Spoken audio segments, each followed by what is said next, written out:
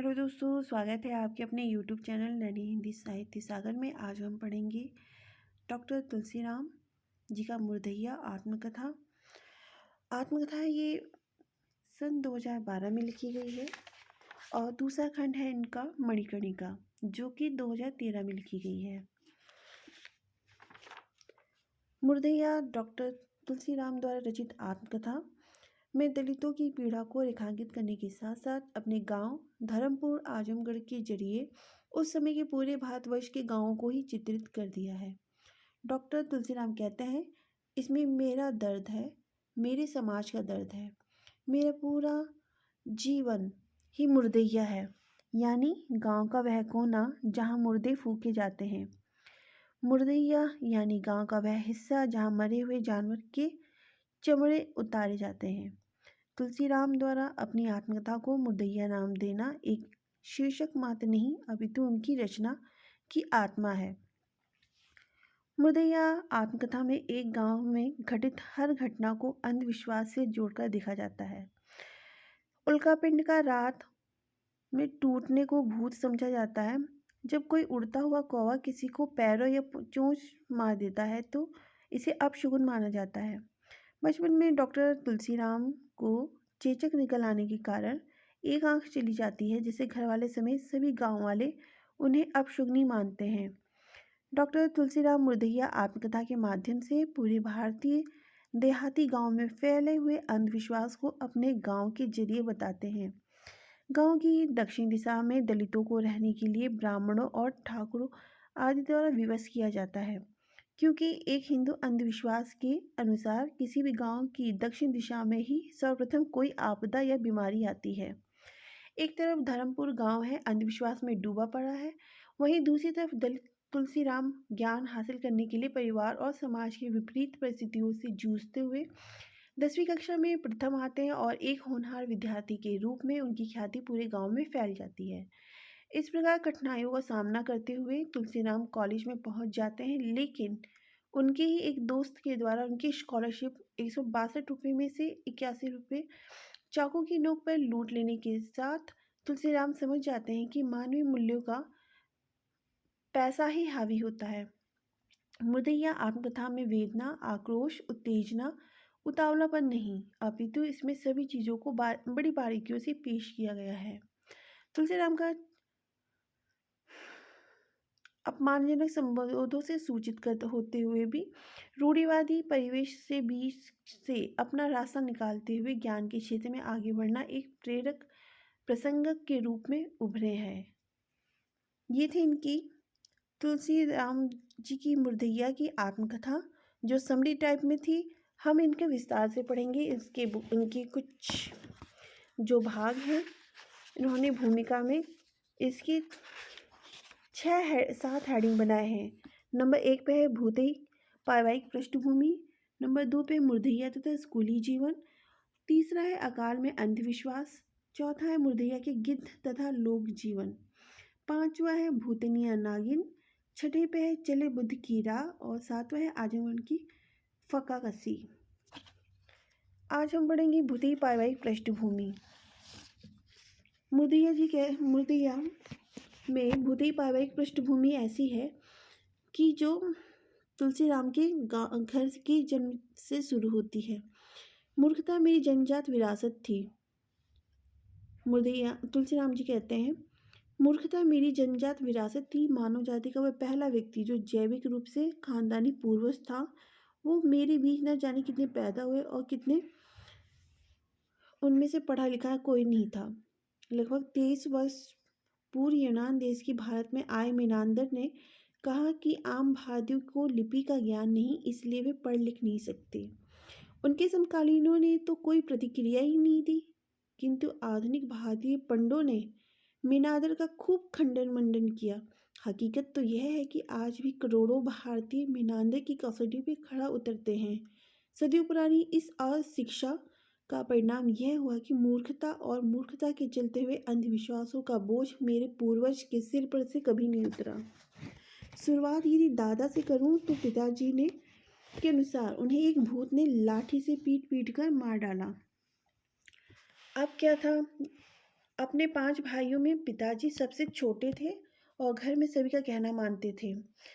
दादाजी, जिनका नाम जूठन था, गांव से थोड़ा सा दूर झाड़ियों वाली टीले के पास छोटी सी खेत में मटर की फसल को देर रात जानवरों से बचाने के उद्देश्य से गए थे। मटर की खेत से उन्हें फली का खाता एक साही नाम का जानवर दिखाई दिया। क्योंकि रात उजाली थी, दादाजी ने अपनी लाठी से साही पर हमला बोल दिया। लाठी लगते ही साही रौद्र रूप धारण करते हुए लंबे लंबे कटीले रोंगटों को फैलाकर अंतर्धान हो गया। अब घर वालों के अनुसार वह साही नहीं बल्कि उस क्षेत्र का भूत था। इस प्रकरण के बाद दादाजी खेत से डरकर तुरंत घर आ गए। इस भूत का किस्सा सारे गांव में फैल गया। डर कर हर किसी ने उधर जाना बंद कर दिया। सभी कहने लगे, भूत बदला अवश्य लेगा। इसी बीच दादाजी एक दिन खलिहान में रात को सोए हुए थे। शाही संतरित भूत लाठी लेकर आया और उसने दादाजी को पीट पीट कर मार डाला। दादाजी को मैंने कभी देखा नहीं था, क्योंकि उन्होंने ये भूतेई हत्या मेरे जन्म के से अनेक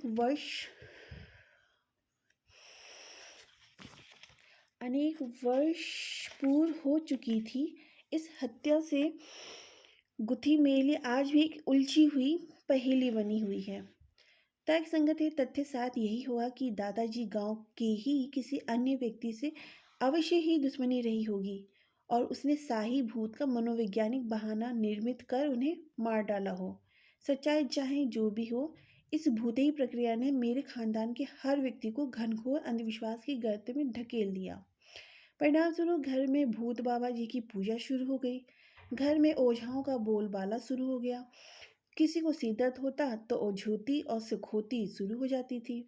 ऐसे ही भूती वातावरण में शिशु का जन्म आजमगढ़ जिले के धर्मपुर नामक गांव में 1 जुलाई 1949 को हुआ। तो यह उसकी विरासत कैसी होगी, ये सोच सकते हैं। जाहिर है, शैशवकाल में ही मैं मूर्खता जन्य अंधविश्वास के बोझ तले दब गया। मेरी दादी का नाम मुसड़िया था। वे 100 वर्ष से भी ज्यादा जिंदा रहीं। उसके चेहरे तथा बाहों से लटकते हुए चमड़े उनकी लंबी उम्र को प्रमाणित करते थे। गांव वाले को कहना था कि मेरी दादी ने कौवा का मांस खाया है, इसलिए वे मरती नहीं है। गांव में यह किंवदंती फैली हुई थी कि कौवे का मांस खाने वाला बहुत दिन तक जिंदा रहता है। जो भी हो, दादी कहती थी कि महीने में किसी पक्ष के त्रयोदशी के दिन मेरे पिताजी का जन्म हुआ था, इसलिए उनका नाम तिरसी तेरसी पड़ा है। मेरी माता का नाम धीरजा था। मेरे पिताजी को मछली मारने में महारत हासिल थी। वे किसी भी जल स्रोत से बड़ी आसानी से मछली मार डालते थे। मच्छर मरवा के रूप में उन्हें एक पौराणिक ख्याति मिली हुई थी। लोग भी उन्हें मछली मारने ले जाते। वे पिताजी से प्रार्थना करते, आगे चलकर वह पानी को छू भर दे, बस मछली सबको मिल जाएगी।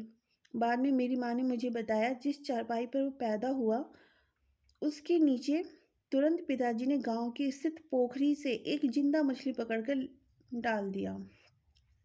यह एक प्रकार का टोटका था, जिसके अनुसार वे उनका विश्वास था कि मुझे भी बड़ा होने पर मच्छर मरवा के रूप में पौराणिक ख्याति मिल सकेगी। संभवतः मेरे माँ बाप की सर्वोच्च आकांक्षाओं की पहुंच मुझे एक सिद्धहस्त मच्छर मरवा के रूप में देखने के लिए सिमट कर रह गई थी। जाहिर है, एक दलित खेत मजदूर और मजदूरनी की आकांक्षा इससे ज़्यादा और क्या हो सकती थी। माँ ने भी यही बताया कि उसे कई बच्चे पहले पैदा हुए, किंतु थोड़ा बड़ा होकर उसके कई बच्चे पहले पैदा हुए और कई थोड़ा बहुत बड़ा होकर सब मरते चले गए। इसलिए जब मैं पैदा हुआ तो पिताजी मुझे अपनी गोद में लेकर गांव के करीब 1.5 किलोमीटर दूर एक शिव मंदिर में शेरपुरी कुटी कहते थे पहुंचे और मंदिर में महंत बाबा हरिहर दास से आशीर्वाद देने के लिए विनती की। बाबा हरिहर दास बड़े उदार पुरुष थे। उन्होंने मुझे जीवित रहने का आशीर्वाद देते हुए मेरी नाम तुलसी नाम रखा। बाबा का कहना था कि तुलसीदास राम भक्त थे, अतः ये लड़का भी बड़ा होकर तुलसी राम के स्वरूप पर मैं राम भक्त होगा। मुझे जीवित रहने की प्रक्रिया में पिताजी स्वयं एक कट्टर शिव भक्त हो गए। उन्होंने घर के पास एक नया पीपल का पेड़ लगाया और उसकी पूजा शुरू कर दी। शनिवार के दिन वे पीपल पर जल चढ़ाते, शाम को घी का दिया जलाते। वे शिव से प्रार्थना में जो कुछ बोलते उसे सुनकर ऐसा लगता कि मानो वे किसी से लगातार रो रो कर बातें कर रहे हों। पिताजी के अनुसार जैसे जैसे पीपल बढ़ता गया, वैसे वैसे मैं भी उस बीच उस जर्जर बुढ़िया दादी का लगाव से भी मुझसे बढ़ता गया। जब मैं 3 साल का हुआ, गांव में चेचक की महामारी आई। मेरे ऊपर उसका गहरा प्रकोप पड़ा। चेचक में मैं मरण आसन हो गया। घर में स्थानीय ग्रामीण देवी देवताओं की पूजा शुरू हो गई। उस समय गांव में दलितों का अलग देवी देवता होते थे, जिनकी पूजा स्वर्ण नहीं करते थे। हमारे गांव में भी चमरिया माई और डी बाबा दो ऐसे देवी देवता थे जिनकी पूजा दलित करते थे।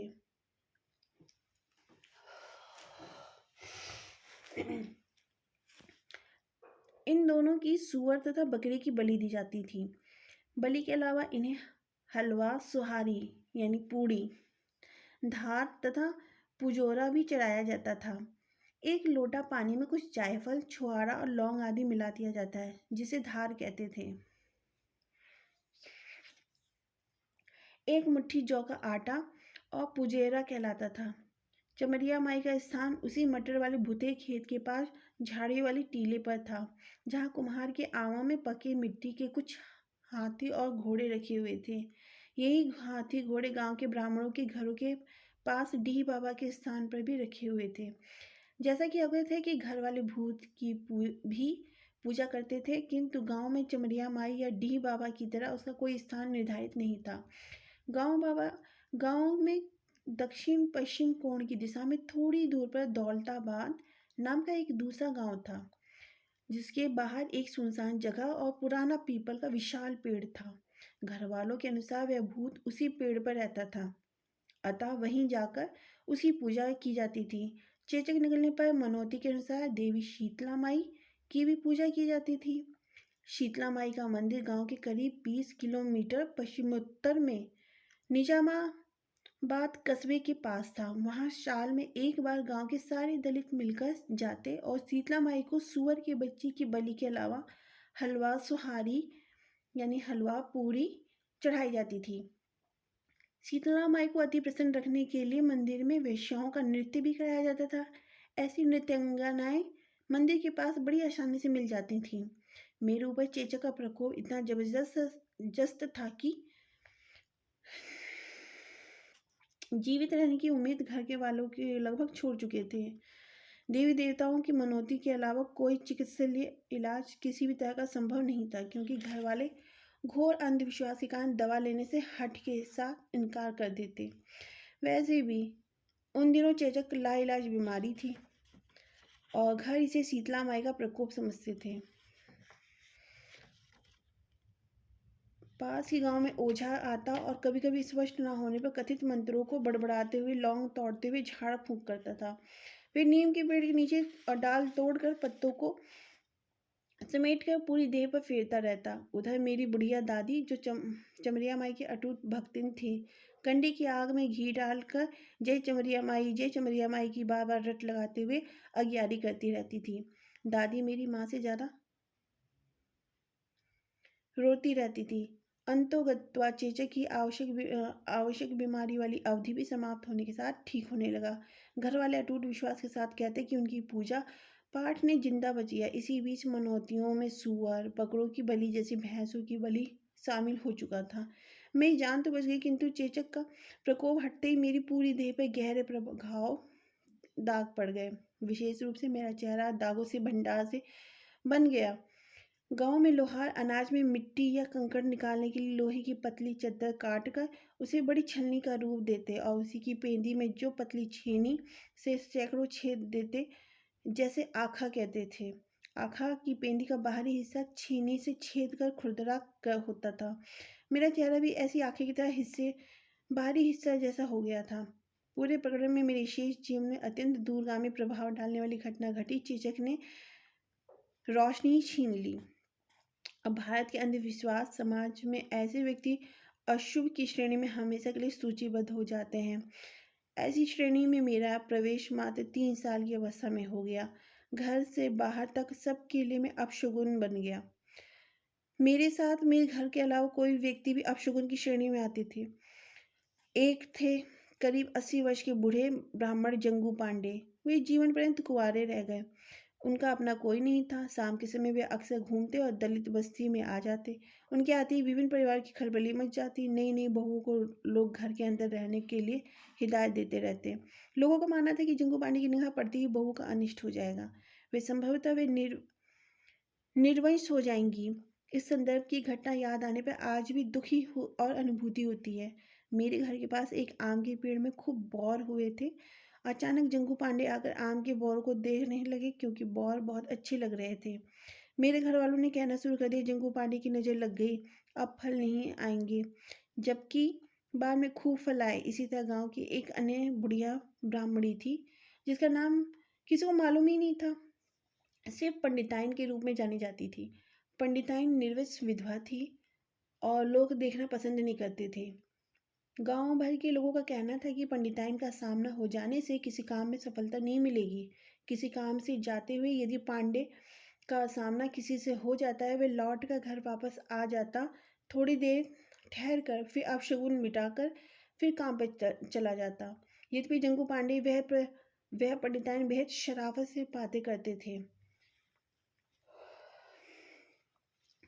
फिर भी उन मान्यताओं के चलते वे बिना किसी कारण अपमानित होते रहते। 3 वर्ष के शैशव काल में जब अशुभ अपशगुन की श्रेणी में मेरा प्रवेश हुआ तो भारत की आज़ादी के 5 साल बीत चुके थे। अर्थात सन 1952 का साल अपनी चरम सीमा की ओर बढ़ रहा था। धीरे धीरे मेरे मस्तिष्क में उस ग्रामीण परिवेश से उत्पन्न संवेदनाएं हिलने डुलने लगी थीं।